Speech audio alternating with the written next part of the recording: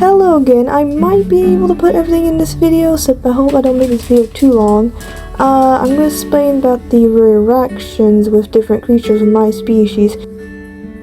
It depends how they were raised, basically, because some of them really don't trust a lot of species, and the engineers took over the home and did some stuff to the home, and they hardly trust any type of species because of that reason.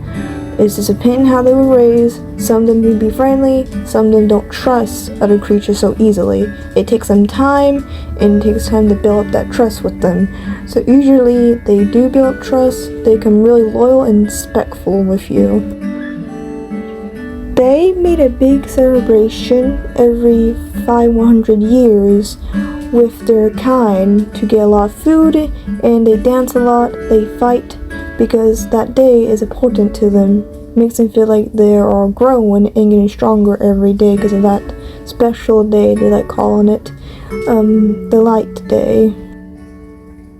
When they're small, they grow a little bit quicker. Every 100 years they grow really quick. So it depends what they would choose when they grow older. It's a lot of roles in what they have. So I only have a few roles right now. So then the main roles would usually half the time they would choose to be in. I'm going to explain about the healers first, because they're the important, even they're low in the hierarchy, except they're the highest because they heal people. And what they do is help the text as well. So usually what they would do, when somebody dies in their species, usually the hunters, that's a different type of class, will get enough poison and give it to the healers, and they'll collect that to kill their kind when they want to die in their sleep. And they will collect their blood, even the paralyzing liquid as well, and they will help the techs with certain operations when they put injury inside their patient to other functions with their hierarchy. Even the blood they collect, even the paralyzing liquid, usually they will usually use it for the paralyzing liquid to give it to the hunters, else the warriors and all the higher up warriors too. The blood usually can be healing properties mixed with some other herbs basically for them.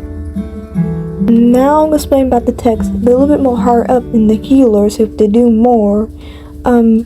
Usually they're more known for usually making technology and making technology for the people. The common technology they usually make is a thing on their necks. Usually that can be a communicator and a bomb in their necks in case they don't want their species to know about them.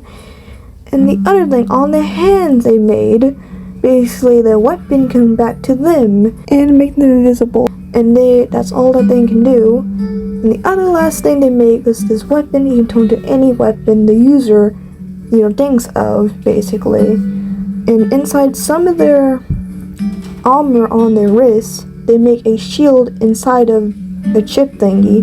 Really strong shield, capable to stand a lot of force. And usually the techs are more important, so they're not the higher up in their species. The last thing they can make, and usually they're not usually famous for this, they make ships as well and other things as well. So half the time that usually is a common technology they will use. Now I'm going to explain about the hunters.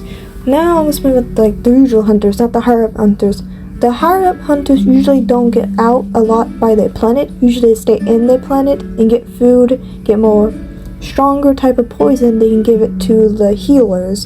The higher up hunters usually can get out of their planet a lot more, even sometimes it be the warriors, and the higher up warriors will go with them as well. Usually they pick out certain type of poison foods and metals as well, because they go out more and they collect more metal, they can give it to the techs as well. They're not the only one that does this, even the warriors and the higher up warriors do the same thing as well. Now I'll explain about the warriors. They're a little bit more higher than the hunters.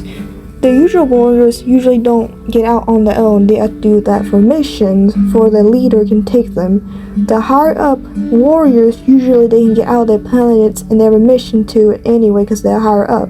What they usually do, the regular warriors usually take the leader and the higher up usually go to specific missions, else they can go to some other planets and learn about different species. And occasionally hunters will do the same thing, except usually they have to ask a mission for the leader to do that. Else they need to be in a squad, basically. They can have a tech, a healer, even a warrior, a higher warrior, or a higher hunter. It just depends on what the leader wants. The last role I have is the leader, the one the extremely higher ups and takes control of everything in the community, their clans, how they function. The leader does a lot. They make sure the people's okay, they sort certain things with other species. Even during certain side of missions, they assign different warriors, hunters, and healers and techs. They have the main leadership. I mentioned one last thing I mentioned, the biology thingy. The height usually depends what role they would do. So mainly common, usually they'd be a lot taller, around between 10 feet or 9 feet, male or female. Even the runts usually are small, around between 7 feet or a little bit shorter than that.